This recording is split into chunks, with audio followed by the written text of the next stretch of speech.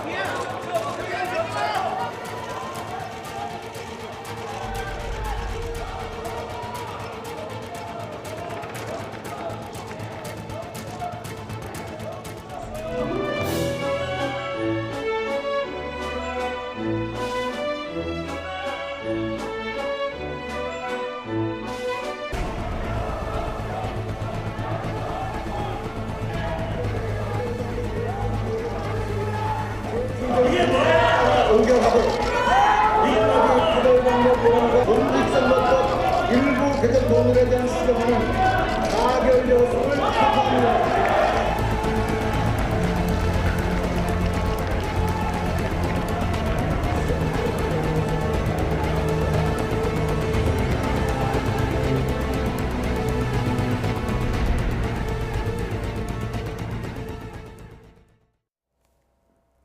네, 진통에 진통을 거듭했던 선거법 개정안이 국회 본회의를 통과했습니다. 하지만 표결 처리 과정에서 오늘 보신 것처럼 고성과 몸싸움이 오가면서 그야말로 아수라장이었는데요. 의원님 오늘 어떻게 보셨습니까? 글쎄 우리 국회가 해가 지날수록 어떤 면에서 보면 좋은 관행들이 정착되고 대화와 타협이 어떤 면에서 보면 국회의 가장 핵심이 돼야 되는데 어떻게 해가 갈수록 이렇게 더 악화될까라는 또 더군다나 이번 같은 경우는 정말 한 번도 우리가 경험해보지 못한 그런 국회의 모습들을 보이지 않나 싶어요. 왜 그러냐면 그동안 역대 국회가 그나마 그래도 선거법만큼은 여야가 합의해서 처리하는 그런 전통들이 있었습니다.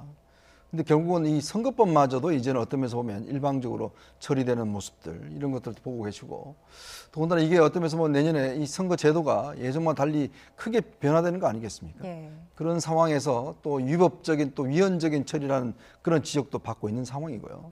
더군다나 또 지금 공수처와 관련돼서 또 필리버스터가 진행 중에 있죠. 우리가 처음 들어보는 살라미 국회라는 국회도 열리고 있지 않겠습니까? 예. 그러니까 정말 어떤 면에서 보면 한 번도 경험해보지 못한 국회 모습이 지금 그대로 연출되고 있는 것이 아닌가라는 참 안타까움이 있습니다. 예, 선거법의 위법적, 위헌적 처리다 이렇게 평가해 주셨는데 교수님은 어떻게 보세요? 저 역시 안타까운 심정으로 그러니까 오늘의 국회의 장면을 지켜봤습니다. 네. 대략 세 가지 이유인데요. 첫 번째 든 생각은 역시 밥그릇은 강하구나는 생각을 했습니다. 사실 2012년도에 국회 선진화법이 통과되고 난 뒤에 국회에서 이렇게 물리적인 충돌이 빚어진 것은 올해 딱 2번 벌어진 거 아닙니까? 지난번 선거법과 관련돼서 패스트트랙에 올릴 때 한 번 했던 거고요. 오늘 또 이 지금 또 앉아 그 패스트트랙 경과 규정이 다 끝나고 난 뒤 오늘 처리하는 과정이 또 상당히 이렇게 이 강하게 충돌하는 이런 소위 말하는 동물국회의 모습이 재현되는데 네. 이 근본적인 원인이 결국 선거법이었다. 그 선거법 그 자체 여야 의원들 모두의 밥그릇과 관련된 것이다. 금배지를 어떻게 앞으로 더 내가 한 번 더 달 수 있느냐 마느냐. 그것을 아마 상당히 판가름할 수 있는 중요한 증거가 되기 때문에 이러한 부분들에 있어서 자신의 밥그릇에서는 여야 어느 누구도 양보할 기미가 없었다는 것이죠. 그렇기 때문에 기존에 만들어져 있는 국회 선진화법이라는 그 아주 상당히 그 엄정하게 살아있는 그 명문 규정 자체도 상당히 완전히 형해화되는 그런 모습을 보였던 것이고요. 두 번째는 우리가 이런 표현을 많이 하잖아요. 붕어빵에는 붕어가 없다고 이야기하는데 정치의 최일선이라고 하는 최일선 현장인 그 국회에서 정치가 실종이 됐다는 겁니다. 정치라는 게 무엇인가요? 그러니까 대화 타협의 예술이라고 한다면 이번에 선거법과 관련돼 있어서는 어떠한 대화와 타협도 없었다는 겁니다. 물론 지금 국정 운영을 책임지고 있는 이 지금 그러니까 이 여당의 입장에서 본다면 제1야당을 그러니까 지금 그러니까 패싱하고 선거법을 처리한 부분에 있어서 분명한 아마 상당한 전국에 대한 책임을 져야 될 겁니다. 그러나 반면 이 지금 이 모든 선거법 협상을 아예 거부했던 그리고 투쟁 강경 일변도로 나갔던 이 지금 자유한국당의 태도도 저는 아마 국민들이 따가운 질책을 받지 않을까 하는 생각이 들고요. 세 번째는 지금 오늘의 이 사태가 여기서 끝나는 것이 아니라는 것이죠. 네네. 상당 기간 아마 정치가 복원되기 힘들 것이다. 왜냐하면 지금 오늘 당장 통과되고 난 뒤에 자유한국당에서 뭐라고 그랬죠? 바로 권한쟁의 심판, 그리고 헌법소원에서 헌재에다가 이걸 들고 가겠다는 거 아닙니까? 그렇다고 한다면 헌재의 결과에 따라서는 앞으로 지금 이 오늘 통과된 선거법이 어떻게 될지도 모른다. 또 설사 이 헌법재판소에서 합헌 판결을 받는다 하더라도 바로 이 지금 연동형 비례대표제가 도입된 이 선거법을 그러니까 이 저지시키기 위해서 지금 자유한국당에서 공공연하게 비례한국당이라는 것을 만들어서 이 연동형 비례대표제의 취지를 완전히 제재하겠다는 그 입장을 갖고 있거든요. 그런 상황이 있다고 한다면 앞으로 선거법 처리 이후의 이 닥쳐올 이 국면 자체가 저는 정말 산 넘어 산이구나 하는 생각을 지울 수가 없습니다. 이러한 것을 지켜보는 국민들 입장에서는 정말 답답하고 안타깝고 정말 오늘 이 아마 잠을 제대로 못 주무실 국민들이 꽤 많으실 거라 생각이 듭니다. 네. 이게 개정된 선거법 당장 4개월 뒤인 내년 총선부터 적용이 되잖아요. 그렇죠. 많은 변화가 일어날 것으로 보이는데 이게 원안보단 좀 후퇴했다 이런 지적도 나오고 있거든요. 사실 원안의 거의 형체가 없어졌다고 이야기를 할 수가 있겠죠. 원래 출발은 이제 어떤 면에서 비례성과 등가성을 높이기 위해서 연동형 비례대표라는 제도를 처음으로 우리가 도입했지 않습니까? 예. 이 제도 자체는 결국 이제 그동안 20%를 얻어서 40%의 득표 어떤 의석을 얻는 이것들을 어떤 좀 극복해 보겠다 이런 차원에 출발했고 처음에는 이제 그래서 지역구를 225석으로 하고 비례대표를 75석으로 하는 그런 어떤 연동형 비례대표제였거든요. 네. 지금 오늘 통과된 걸 보면 사실 거의 뭐 지금 지역구도 똑같이 253석대 그다음에 이제 45석으로 됐습니다. 47석으로 됐죠. 네, 그렇죠. 자, 그리고 뭐 의석 비율 의석이 전혀 줄어들지 않았습니다. 네, 똑같은 상황이죠. 예. 더군다나 거기에 이제 비례대표 47석 중에서 30석은 50% 연동형 비례대표 이렇게 돼 있죠. 그다음 나머지 17석은 원래대로 이제 그 하는 것이고. 그러면 이제 앞으로 우리 국회의원들은 세 종류의 국회의원이 생기게 됩니다. 자, 지역구 국회의원, 그다음에 일반 비례대표 의원, 연동형 비례대표 의원 이런 이제 세 가지가 생기는데 국민들 입장에서 보면 내가 표를 던졌는데 도대체 누가 될지 모르는 어떤 깜깜이었던 그런 상황이 되지 않겠는가. 더군다나 또 하나는 거대 정당들의 어떤 문제점을 지적하는데 한편으로 보면 이제는 어떤 지역구에서 일정 정도 의석을 얻은 정당 같은 경우엔 비례 의석을 거의 얻을 수 없다라는 또 한계가 있는 것이죠. 자, 그러면 그동안 그러면 이 거대 정당에 투표했던 사람들의 투표권은 그럼 어떻게 할 것이냐. 이 논란이 분명히 있는 것이고요. 또 하나는 이제 이번 선거법이 진행이 되면서 결국 이제 18세부터 이제 선거 연령이 낮아졌지 않습니까? 예. 그러므로 해서 우리 이제 학교, 즉 우리나라 18세들 같은 경우는 고3입니다. 예. 그러면 우리가 어떤 고등학교의 어떤 정치와 이런 어떤 여러 가지 논란도 불러일으키고 있고 그렇기 때문에 이번 선거법 같은 경우는 이제 국민들께서도 도대체 그럼 내가 찍은 표가 어떻게 되는지 저희도 사실 잘 모르겠어요. 이게 득표가 이게 어떻게 되는지 모르겠고 이렇게 되면 아까 지적하셨듯이 이제는 위성 정당이라는 정말 듣도 보도 못한 정당들이 탄생을 하게 됩니다. 즉 뭐냐면 특히 비례 의석을 얻기 위해서 위성 정당을 만들어서 하는 그런 제도가 또 실험이 되는데 이거는 이미 2000년도에 알바니아라든지 이런 몇 개국에서 실험이 되다가 결국 실패한 제도였거든요. 자, 그러면 이제 앞으로는 정당도 진짜 정당과 가짜 정당이 있는 이런 현상이 되다 보니까 과연 정말 대한민국, 즉 민주주의 선진국이라고 하는 대한민국의 선거제도가 도대체 왜 이렇게 퇴행하는 것인지 저는 솔직히 알 수가 없습니다. 네. 많은 변화가 예상된다고 말씀하셨는데 내년 선거판에 어떤 또 영향이 있을까요?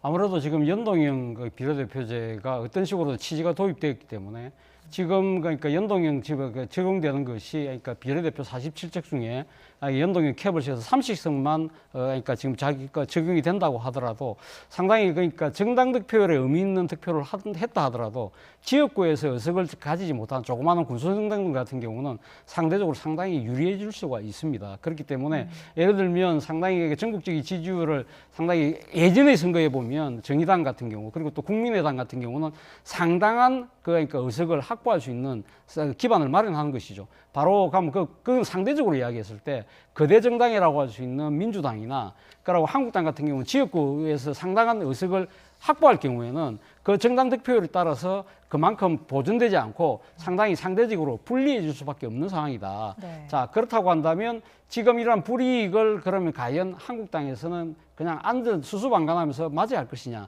그렇지 않다는 것이죠. 앞서도 제가 말씀드린 대로 비례 한국당을 만들어서, 그러니까 지금 기존의 한국당은 지역구 의석만, 그러니까 그 후보를 내고 나머지 비례 의석만 따로 내는 정당을 만들어서, 위성 정당을 만들어서 만약에 선거에 놓을 경우도 가상해 볼 수 있다는 겁니다. 이러한 부분들이 바로 연동형 비례 제도가 갖고 있는 이 파괴력 때문에 비롯되는 여러 가지 웃지 못할 풍경이라는 겁니다. 이러한 것들이 상당한 변화의 한 모습이지 않을까 생각이 듭니다. 네.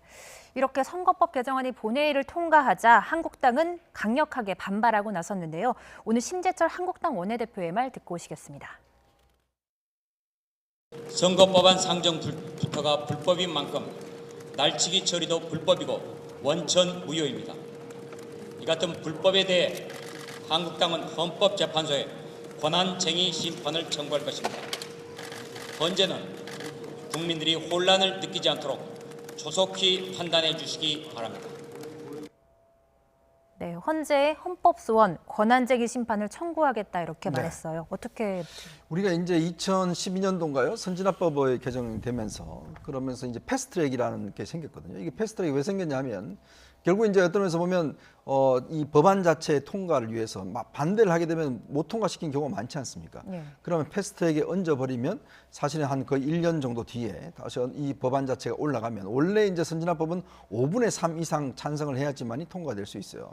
그렇지만 이 패스트트랙에 올라가면 일정 기간 정도 이제 기간의 숙려 기간을 거친 다음에는 결국 이제 그 과반 찬성으로 해서 통과될 수가 있는 거거든요. 네. 근데 이 정신은 그겁니다. 결국 이제 어떤 처음에 법안을 만들었을 때 이 법안을 좀 더 숙성시켜서 어떤 오랫동안 토론을 하게 해서 통과시켰다는 게 이제 그런 어떤 법의 취지인데 네. 지금 이번에 이제 패스트트랙 안건을 보면 이번에 그 선거법 같은 경우는 패스트트랙 원안하고는 완전히 다른 법안이에요. 제가 완전히 다른 법안 이야기하는 게 뭐냐면 일단 의석 수가 완전히 달라졌습니다. 자, 225석에서 253석으로 현행이 유지가 됐어요. 그리고 처음에는 50% 연동형으로 이제 돼 있습니다. 근데 이제 이번에는 또 캡이라는 또 이상한 제도가 있었어요. 즉 17석은 그냥 일반적으로 하고 또 30석만 이제 50% 연동형을 지키게 돼 있어요. 그럼 이거는 어떤 면에서 보면 처음에 설정했던 패스트트랙에 있는 법안과는 달리 새로운 안입니다. 그러면 어떤 면에서 보면 원칙적으로 새로운 안이기 때문에 여야가 다시 협상을 해야 되는 저는 그런 거라고 생각이 들거든요. 근데 지금 4+1 같은 경우는 자신들의 어떤 의석을 무기로 해서 그러니까 수정안으로 해서 먼저 통과시켜 버렸어요. 결국 이제 과반 찬성으로 통과했지 않습니까?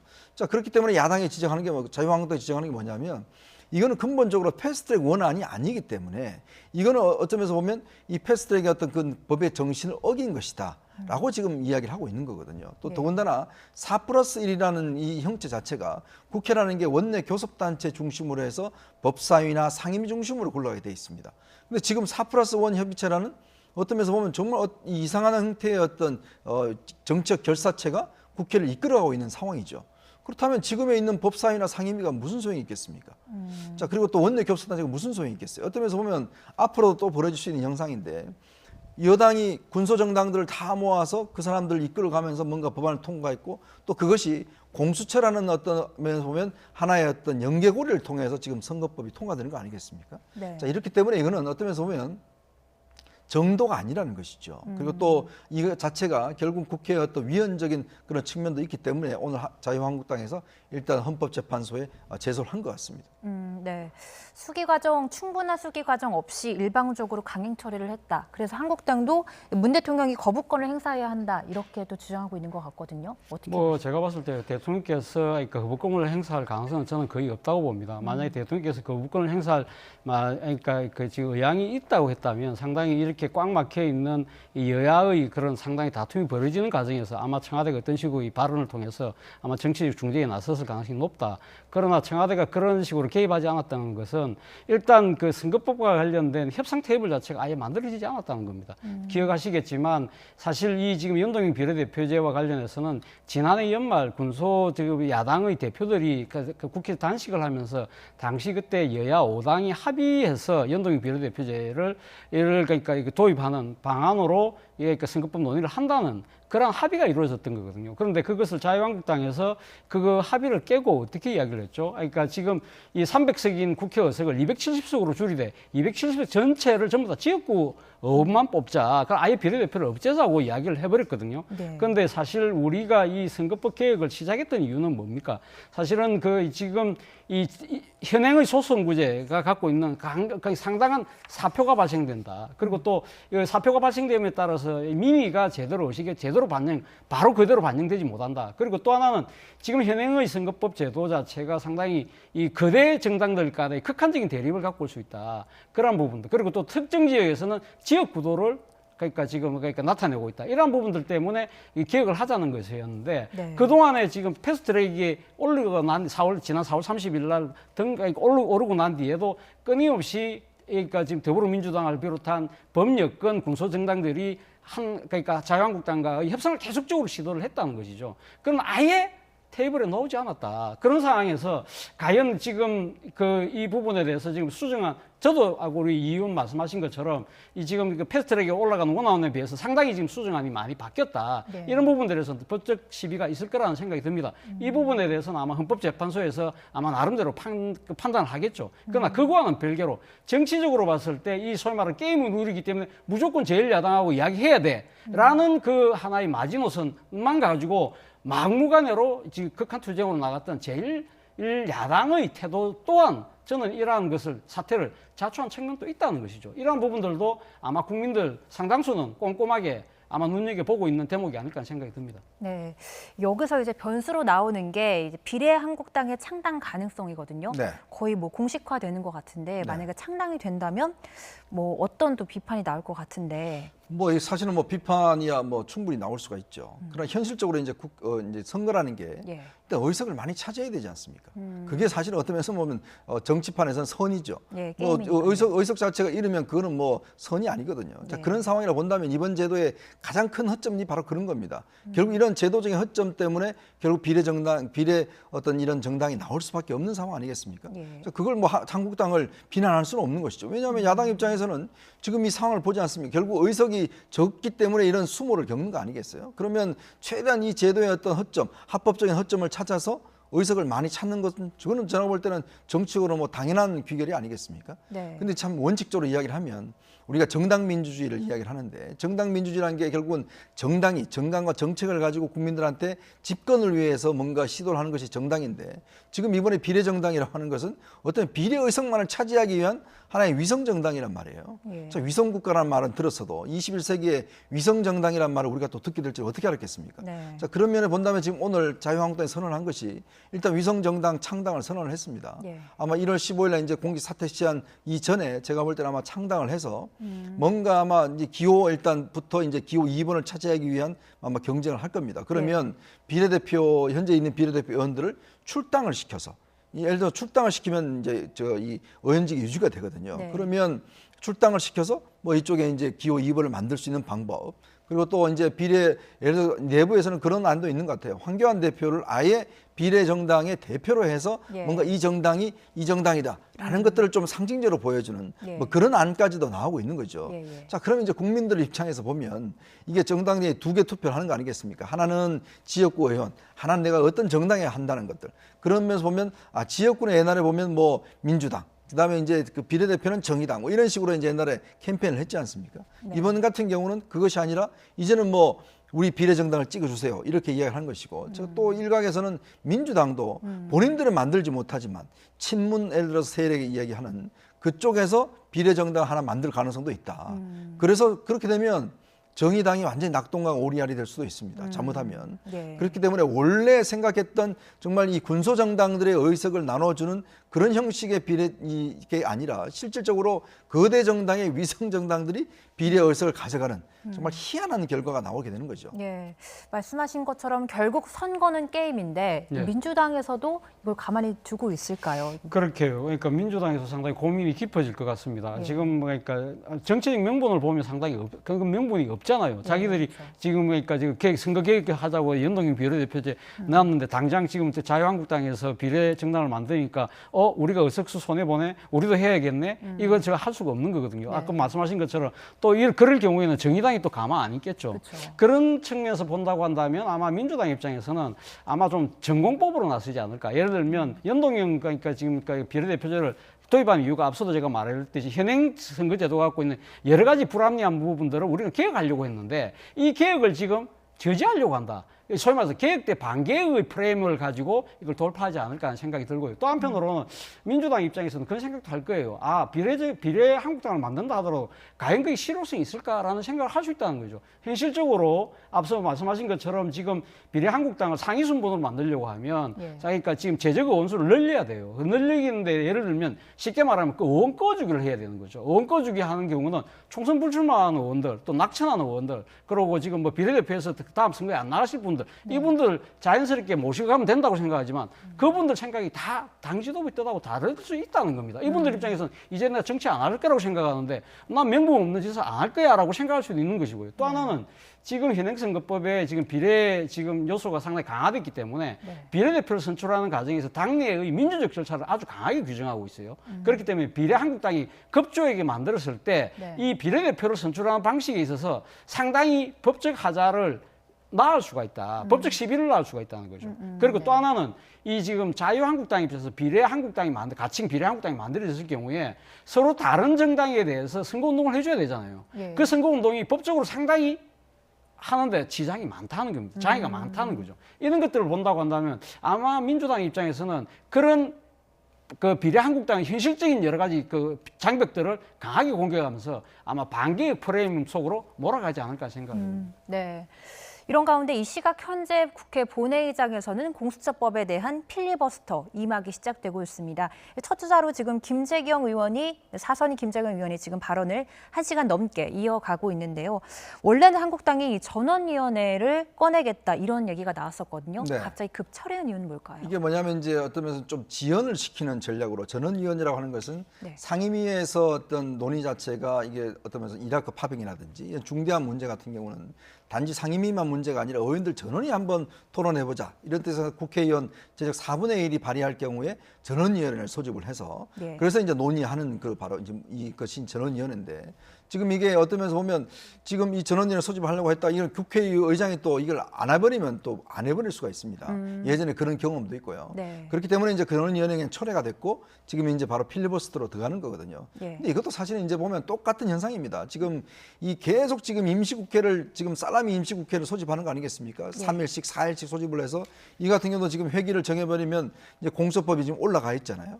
그러면 이게 회기까지만 이제 할 수가 있거든요. 그럼 다음 국회 때 첫 번째 안건이 바로 이제 공수처 안건이 되는 거죠. 그럼 똑같이 오늘 똑같이 이제 문희상 국회의장이 또 올라가 또 두드려야 됩니다. 자, 그러면 그날 또 이제 뭘 하냐면 검경수사권 조정 법안이 있어요. 그 중에서도 보면 검찰청 법안이 있고 또 형법안이 있습니다. 그럼 또 하나 올리고 또 시작합니다. 또 그 다음 날 또 하나 시작합니다. 그 다음에 또 유치원 3법도 시작을 해요. 이렇게 되면 거의 1월 중순까지 그냥 계속 국회를 소집하고 또 이런 모습을 똑같이 국민들이 지켜보셔야 되는 거거든요.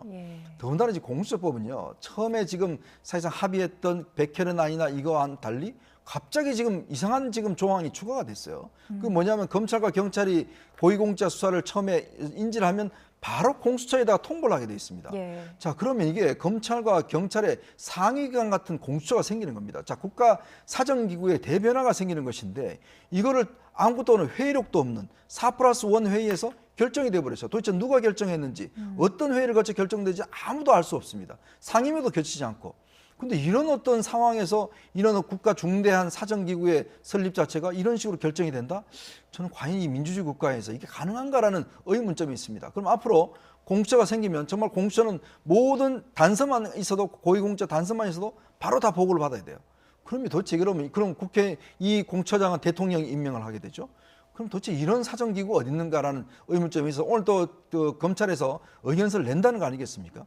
그럼에도 불구하고 한 번도 토론을 거치지 않고 합의를 거치지 않고 이런 방식으로 또 이 패스 이제 올라가서 통과시켜 버리면 정말 국민들의 생활에 중대한 영향을 줄 수 있는 공수처가 저런 방식으로 탄생했다는데 과연 국민들이 동의를 할까? 저는 솔직히 의문스럽습니다. 예, 이렇게 야권에서는 공수처 법안에 대한 비판이 또 나오고 네. 있는데요. 이제 다음 본회의가 열리면 공수처 법안에 대한 또 표결 처리를 하겠죠. 그렇겠죠. 바로 그러한 걸 갖다가 지금 밀어붙이기 위해서 사실 패스트트랙을 지난 4월 달에 강행했던 것이고요. 그런데 사실 이 공수처 부분에 대해서는 아마 이 지금 지난번 그러니까 2017년 조기 대선 과정에서 뭐 당시 문재인 후보 사실상 1호 공약이나 마찬가지가 공수처 설치였거든요.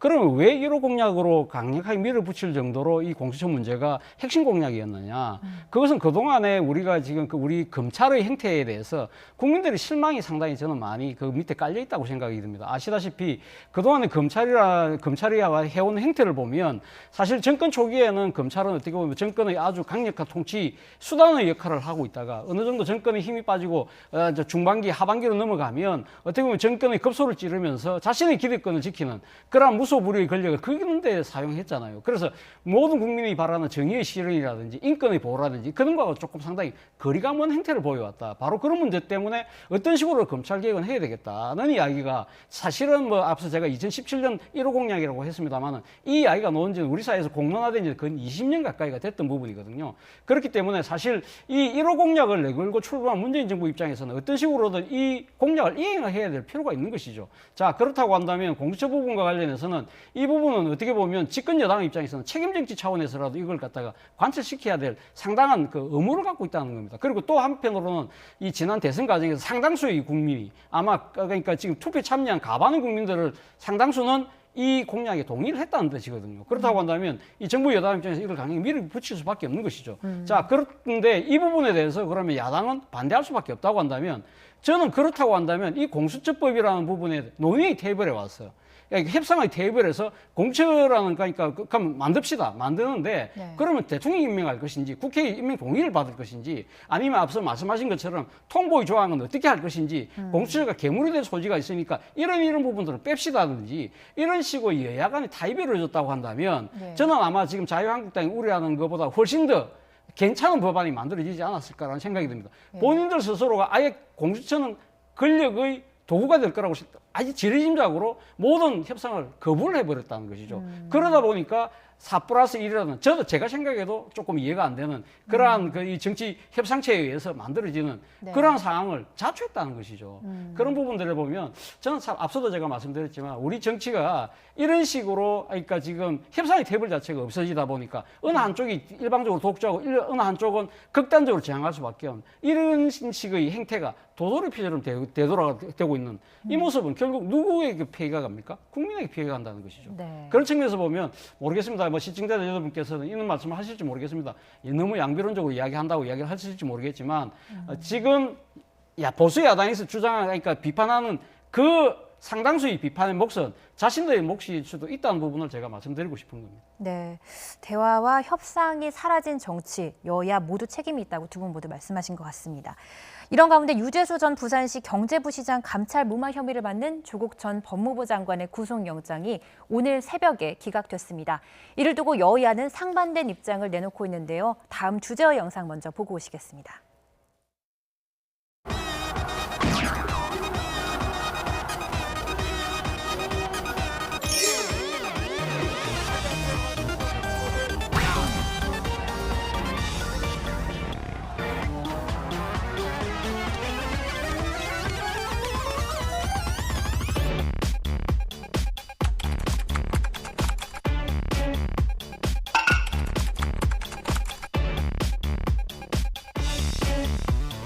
검찰의 영장 청구가 너무 무리한 거였고요. 법원의 너무나 당연한 결정이 도리어 생경하게 느껴지는 분위기가 도리어 답답함을 느끼게 합니다.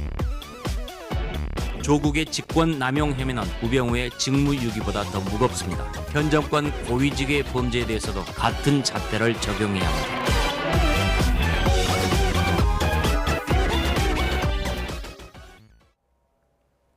네, 오늘 새벽 조 전 장관의 영장이 기각이 됐습니다. 어느 정도 예상하셨나요? 일단 저는 뭐 현상적으로 예전에 어떤 관례적으로 보면 구속영장이 12시 전에 나오면 일단 발부가 되고요. 네. 12시가 넘어가면 기각이 됩니다.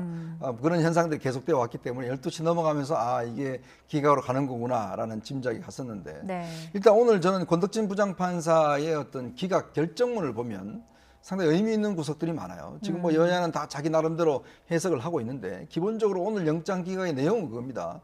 결국 검찰이 주장했던 이 범죄의 틀, 즉 조국 전 장관이 직권남용 권리행사 방해를 했다는 기본적인 혐의에 대해서는 인정을 하고 있습니다. 예. 자, 그렇기 때문에 이거 어떤 면에서 보면 이 범죄 혐의가 다 소명이 됐고 또 이것이 법치주의를 후퇴시켰고 결국 국가기관 자체를 어떤 면에서 보면 이 재량권에 넘어서는 그걸 사용했다는 걸 인정을 하고 있어요. 네. 자, 그렇지만 이제 구속이 되느냐 안 되느냐 이게 어떤 면에서 범죄가 있느냐 없느냐는 건 아니거든요. 네네. 구속 구속 수사가 필요하냐 아니면 불구속 수사를 해야 되느냐의 문제인데 그런 측면에 봤을 때는 이 현재 검찰이 가지고 있는 증거나 그다음에 이제 조국 전 장관이 지금 정경심 교수가 구속돼 있는 측면을 봐서는 이거는 현재로서는 현 단계에서는 일단 구속할 필요는 없다라는 게 지금 법원의 입장이거든요. 자, 그렇다면 이거는 뭐냐면 결국은 지금 검찰이 수사하고 있는 것은 정당하다. 그 혐의 자체는 인정할 수 있다. 그러나 조국 전 장관이 지금 당장 구속돼야 될 이유는 없다라는 것이 지금 이제 법원의 뜻 아니겠습니까? 그런데 지금 여당 같은 경우는 왜 무리한 그 영장을 청구했냐라고 지금 비난을 하고 있는 것이고 또 야당은 지금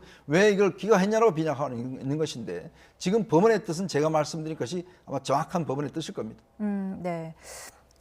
이게 법원이 이런 입장을 내는 건 상당히 이례적인데요. 네. 좀 구구절절한 설명을 좀 많이 내놨거든요. 어떻게 좀 보셨습니까? 그러게요. 저도 뭐 지금까지 이거 건덕진 부장 판사가 본인이 보도자료에는 보면, 그러니까 지금 영장에 없는 내용의 표현이 들어 있잖아요. 재질이 예. 나쁘다는 예. 표현 자체를 좋지 않다. 예. 뭐 그 표현 때문에 상당히 논란이 있습니다만 어쨌든 그러니까 지금 그 어제 영장실질 3사를 담당했던 법관의 입장에서 봤을 때는 아마 범죄는 분명히 있는 것 같다고 분명히 인정을 한 것 같고요. 그럼에도 불구하고 상당히 그런 상황에서 그 정도 혐의는 있지만 지금 그러니까 이 인신을 구속할 정도의 중대한 범죄는 아닌 것 같다는 판단인 것 같아요. 그렇기 때문에 아마 지금 이거에 대해서 이제 본안 소송, 이제 본안은 이제 이게 심판이 벌어지겠죠. 여기서 아마 상당히 이제 유무죄 더 나아가서 이제 저희 경중을 갖고 와서 상당한 논란이 빚어질 수밖에 없는 거지만 일단 법원의 입장에는 아마 그렇게 상당히 어느 쪽도 어느 한쪽의 손을 들어줬다기보다도 상당히 나름대로는 양쪽의 형편을 나름대로 다들 봐준 결정이 아니었나 생각이 드는데 일단 검찰의 입장에서는 그래도 그나마 체면은 섰다고 생각할 것 같아요. 보통 우리가 이 사전 구속영장이 기각될 경우에는 검찰이 무리한 수사를 했구나, 타당하지 못한 수사를 했다는 식의 비난을 사기 마련이지만 일단 어제 그러니까 기각을 하면서도 범죄 혐의는 소명이 됐다고 이야기를 했고 구체적으로 법치주의가 후퇴됐고 국가의 기능이 공정한 행사를 제외했다는 식으로 아주 구체적인 것까지 적시를 했기 때문에 검찰 입장에서는 상당히 아마 이 지금 그 추가 수사를 할 수 있는 아마 근거는 마련한 것 같아요. 예를 들면 지금 이 조국 당시 수석이 이러한 식의 감찰 무마 내지는 더 나아가 중단을 지시했다고 한다면 그럼 그 지시한 것이 자신의 판단에 오롯이 따른 것이냐, 그렇지 않다고 보는 것이 지금 검찰의 생각이잖아요. 검찰이 그렇다고 한다면 당시 조국 수석에게 이 지금 청탁을 했거나 외압을 행사한 사람은 누구냐, 이 부분에 대해서 아마 수사를 할 수 있는 그 근거는 마련했다. 그런 측면에서 상당히 아마 강도 높은 수사를 할 수 있을 것 같고요. 그리고 조국 전 장관의 입장에서 보면 본인 입장에서는 일단 인신이 풀려난 상태이기 때문에 자신의 방어권을 행사하는 데는 상당히 나름대로 여유를 찾은 것이 아닐까 하는 생각이 듭니다. 그런 측면에서 보면 서로 양쪽 다 그 좀 비슷한 하나의 실리와 명분을 찾았다는 생각이 듭니다. 네, 이 영장 기각에 대해서 청와대도 입장을 내놨는데요. 그래픽 보면서 저희가 설명드리겠습니다. 고민정 청와대 대변인이 브리핑을 통해서 말한 건데요. 검찰이 얼마나 무리한 판단을 했는지 알 수 있다. 검찰은 직권남용이라는 이유로 구속영장을 청구한 바 있는데 향후 그 직권 범위가 어디까지인지 법원의 최종 판결에 의해 명확하게 판단되기를 바란다고 덧붙였습니다. 일단은 법원이 구속 필요성을 인정하지 않은 부분에 좀 방점을 찍고 있는 것 같습니다. 글쎄요, 뭐 고민정 대변인이 얼마나 이 기각문을 읽어봤는지는 모르겠지만 무리한 판단이었는지 알 수 있다라고 이야기를 했는데 사실 이 결정문을 읽어봤으면 저런 표현을 아마 안 썼을 겁니다. 나중에 기자들이 물어봤어요. 이게 다 읽어봤느냐? 라고 하니까 제대로 읽어보지 않았다라고 본인들도 이 청와대 관계자가 시인을 한 게 있습니다. 자, 저는 청와대가 이런 입장을 내면요, 좀 더 이 법원의 판사의 기각문들을 좀 면밀히 분석을 해서 내야 될 텐데 지금 무리한 게 아니라 기본적으로 지금 이 판사는 권덕진 부장판사는 이 범죄의 어떤 구조에 대해서 인정을 한 겁니다. 즉, 이 무리한 판결이 아니라 기본적으로 이 범죄가 인정이 된다는 걸 인정을 한 거예요. 결국은 범죄 혐의가 소명이 됐고 법치주의를 후퇴시킨 그런 중대한 범죄다라는 것들 인정하고 있는 겁니다. 자, 그럼 이 문제에 대해서 그러면 어떻게 청와대가 대답할 것인지. 자, 청와대 지금 이제 문제가 뭐냐면 이번 그 기각 과정과 이 결정 과정을 보면 결국은 조국 전 장관에 있던 박형철 비서관이나 백원의 비서관이 다른 사람으로부터 청탁 전화를 받았다는 것은 이거는 조국 전 장관도 시인하고 있는 겁니다. 자, 네. 그럼 어떻게 이런 게 있을 수가 있는가? 자, 민정비서관이 민정수석실이라고 하는 것은 국가사정기구를 통할하는 기구입니다. 아니면 검찰, 경찰, 국정원 등을 통할하고 있는 기구인데 그 기구 안에서 어떤 면에서 감찰 무마를 위해서 청탁 전화가 있었고 결국은 감찰이 중단됐다는 거 아니겠습니까? 오늘 그 검찰의 법원의 그 내용을 보면 예. 감찰이 중단됐다는 표현을 쓰고 있어요. 예. 즉 감찰이 종료된 게 아니라.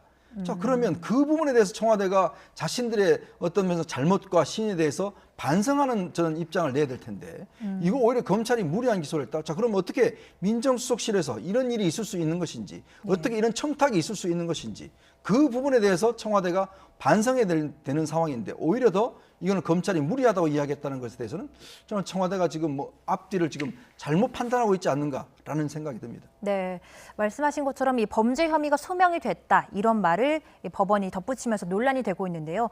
오늘 김종민 의원 말 듣고 오시겠습니다. 이 부분은 어떻게 봐야 됩니까? 범죄 혐의가 그러니까 소명이 이게 됐다? 이제 이 법률 용어이기 때문에 사람들이 약간 오해를 하는데요. 영장 재판이라고 하는 거는 예. 이게 수사할 가치가 있는지를 판단하는 건데 수사할 가치가 있다고 해서 이 사람이 유죄인 건 아니죠. 수사를 해서 재판을 받아봐야 유무죄가 판단되는 예, 거 아닙니까? 그렇죠. 그러니까 되게 이제 범죄 혐의가 있다고 하는 거는 수사는 해봐야 되겠다. 의심의 여지가 있다. 이런 정도의 수준이라고 봐야죠. 범죄 혐의가 네, 더불어민주당 김종민 의원의 말이었는데요. 네. 유죄인 건 아니다. 의심해봐야 되는 그런 부분이다. 이렇게 얘기를 했거든요. 그렇죠. 보통 영장실질심사 자체에서 설사 구속영장이 떨어진다 하더라도 그 피의자가 뭐 완전히 유죄라고 우리가 인정하기는 어렵지 않습니까? 그러니까 본안 심사를 그러니까 재판을 거쳐봐야 되는 것이니까요. 그러니까 지금 아마 김종민 의원 입장에서는 구속영장까지 기각이 되었다. 그런 차원에서 본다고 한다면 수사할 가치가 있다는 것이지, 그러니까 지금 유죄로 확정하기는 상당히 이런 것이 아닐까 그렇게 판단하는 것이겠죠. 그럼에도 불구하고 앞서 그러니까 김종민 의원은 뭐 충분히 아마 지금 그러니까 정치인의 입장 그리고 여당 국회의원의 입장에서는 상당히 이런 식의 조금 나름대로 자기 재량껏 해석을 하면서 이야기를 할 수 있어요. 그러나 앞서 우리 의원께서 말씀하신 것처럼 청와대가 지금 그러니까 그 법원의 그러니까 기각 요지를 제대로 읽어보지 않고 섣불리 발언한 부분은 저는 상당히 좀 경솔했다는 생각이 듭니다. 지금도 사실 어떻게 보면 청와대는 이 사건의 당사자거든요. 이 사건의 당사자이기 때문에 이 좀 더 결과를 좀 더 신중히 지켜보고 그리고 이 과정에서 지금 여러 가지 수사 과정에서 드러나고 있는 이 지금 그 의혹들에 대해서 아마 제 생각에는 자체적인 진상조사를 통해서라도 검찰의 수사를 기다리고 있을 것이 아니라 자체 진상조사를 통해서 그 지휘고하를 막론하지 않고 뭔가 그러니까 처벌하겠다는 강력한 의지를 오히려 보이는 것이 옳은 태도가 아니었나 하는 생각이 듭니다. 네, 말씀하신 것처럼 또 야당의 입장 또 엇갈렸는데요. 각 당의 입장 듣고 오시겠습니다. 전 정부 인사들 직권남용은 모조리 구속하더니 현 정부 직권남용은 감사주기 바쁜 법원의 태도를 납득하기 어렵습니다. 김명수 대법원장이 취임할 때 사법부 독립을 온몸으로 맡겠다고 큰소리 치더니 사법부와 청와대의 혼연일체를 몸으로 실천하고 있습니다. 구속영장이 기각되었다고 해서 무죄 판결이 난 것이 아니고 저는 오히려 법원이 기각 사유에서 조 전 장관에 대한 범죄 혐의를 인정하고 있다고 생각합니다. 아직 조 전 장관에 대한 판결이 끝난 것은 아니지만 무리한 영장 청구와 같은 검찰의 거듭된 무리수에 대해 법원이 제동을 걸은 것입니다. 살아있는 권력에 대해 수사하겠다는 의지는 좋습니다. 그렇다면 살아있는 제2의 권력인 제1야당은 왜 검찰이 비호를 받고 있는지 우리 국민들은 묻지 않을 수 없습니다. 네, 한국당, 바른미래당은 역시 비판을 하고 있고요. 정의당은 또 이제 살아있는 권력에 대해 수사하는 의지는 좋지만 제1야당은 왜 검찰의 비호를 받고 있는지 모르겠다. 이렇게 또 말을 했거든요. 어떻게 들으셨습니까? 뭐 일단 이제 검찰권이라는 게 공정하게 행사해야 되는 것은 뭐 원칙적으로 맞는 것 같습니다. 그러나 지금 이제 이 구속영장이 기각된 거를 놓고 이거는 뭐 검찰의 무리한 수사다. 또 이렇게 지금 속단하기는 저는 상당히 이른 것 같습니다. 지금 사실은 뭐 검찰이 없는 혐의를 가지고 수사하는 것은 아니지 않습니까? 네. 결국 유재수 전 부시장처럼 구속이 돼 있는 상황이고요. 예, 예. 또 지금 그 수사 과정이나 또 조 전 수석의 진술을 통해서도 분명히 청탁받은 바가 있다라고 이야기를 했고 그 부분에 대해서는 정말 명확히 밝혀야 될 부분이 있는 것이죠.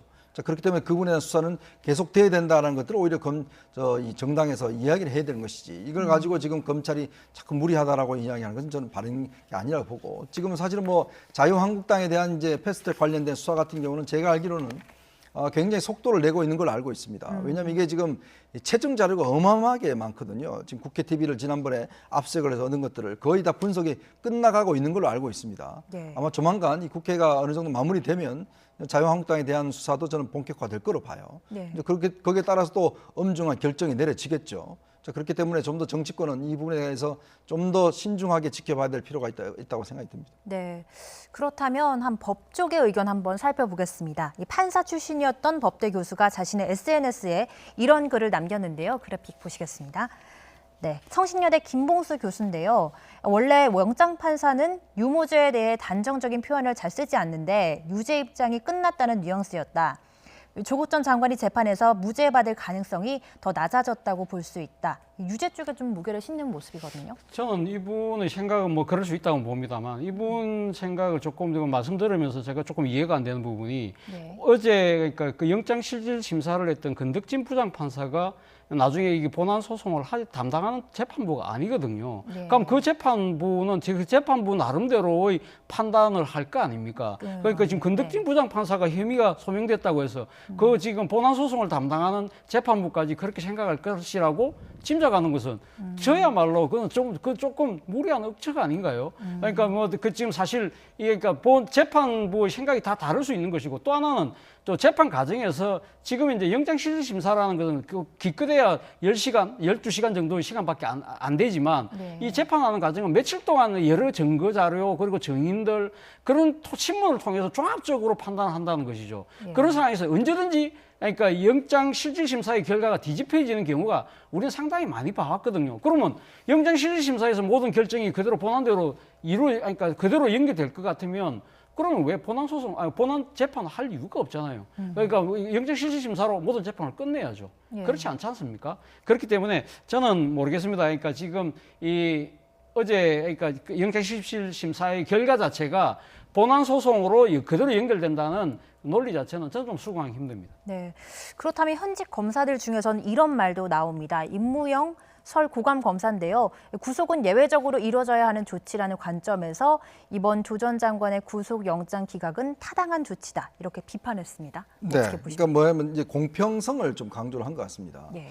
자, 이거는 왜냐하면 이게 우리가 직권남용 혐의는 거의 그동안은 적용되지 않았던 혐의예요. 그러니까 사실은 지난번 적폐수사 때 본격적으로 적용이 되어 왔고 우리가 직권남용과 직무유기 두 가지 이제 이야기가 있거든요. 그러니까 네. 직무유기 같은 경우는 보통 형량이 이제 한 1년 정도 이하 됩니다. 근데 직권남용은 5년 이하예요. 굉장히 직권남용이 아주 강합니다. 예. 그러니까 아시겠지만 우병우 전 민정수석이 직무유기 혐의, 즉 미르와 K스포츠 재단의 어떤 문제를 알고서도 감찰을 하지 않았던 혐의로 해서 1심에서 2년 6개월형을 선고받았어요. 예. 자, 그러면 어떤 면에서 보면 이거보다 더 큰 형인 지금 직권남용과 관련해서 그럼 조 전 장관 수석 같은 경우는 일단은 구속영장이 기각됐단 말입니다. 자, 물론 뭐 내용적으로는 뭐 차이가 있겠죠. 자, 그런 면에서 본다면 임무영 지금 검사가 지적하는 게 뭐냐면 그렇다면 예전에 김기춘 비서실장이나 그다음에 이제 조윤선 전 정무수석이나 그다음에 우병우 전 민정수석이나 자, 이런 사람들한테 적용했던 기준과 지금 현재 드러나고 있는 이제 지금 청와대 인사들, 그 전직 인사들에 대한 기준과 이런 것이 차별이 없어야 된다는 아마 그걸 이야기하고 있는 것 같아요. 즉 어떤 직권남용, 직무유기 그동안 사실은 정가의 보도처럼 써왔지 않습니까? 그래서 전직 정부 인사들을 많이 구속시켰잖아요. 그러면 똑같은 기준을 통해서 이번 정부도 적용해야 된다는 것이 이제 법조계에서 할 수 있는 의견이거든요. 저는 근본적으로 좀 직권남용을 이렇게 많이 하는 것에 회의적인 생각이 있습니다. 왜냐하면 이렇게 되면요. 공직자나 어떤 정부의 고위 인사가 정말 자기 중심으로 모든 결정을 하지 않아요. 왜냐하면 그냥 법대로 해버릴 수밖에 없거든요. 정치라는 게 뭡니까? 어떤 면에서 보면 법의 한계를 좀 넘어서서 정치적 결정을 내릴 수도 있는 거거든요. 물론 그것이 이제 나쁜 결정이고 어떤 면에서 보면 법에 근거하지 않는 결정이 문제가 되겠지만 그 재량권이 이렇게 없어져 버리면 모든 걸 검찰과 법원이 이렇게 판단해 버리면 정치의 영역은 사실 없어져 버린 거거든요. 저는 그래 동의하지 않지만 그러나 어쨌거나 이것이 그동안 그렇게 적용돼 왔기 때문에 그렇다면 똑같은 기준으로 적용돼야 되는 것이 맞지 않는가라는 생각입니다. 네. 알겠습니다. 검찰과 청와대가 각을 세우고 있는 사이 가까스로 선거법 개정안은 통과가 됐고요. 필리버스터 2막이 시작이 됐습니다. 어떻게 될지 다음 주 정치권이 또 궁금해지는데요. 오늘 나이트 포커스는 여기까지 듣겠습니다. 두 분 말씀 감사합니다.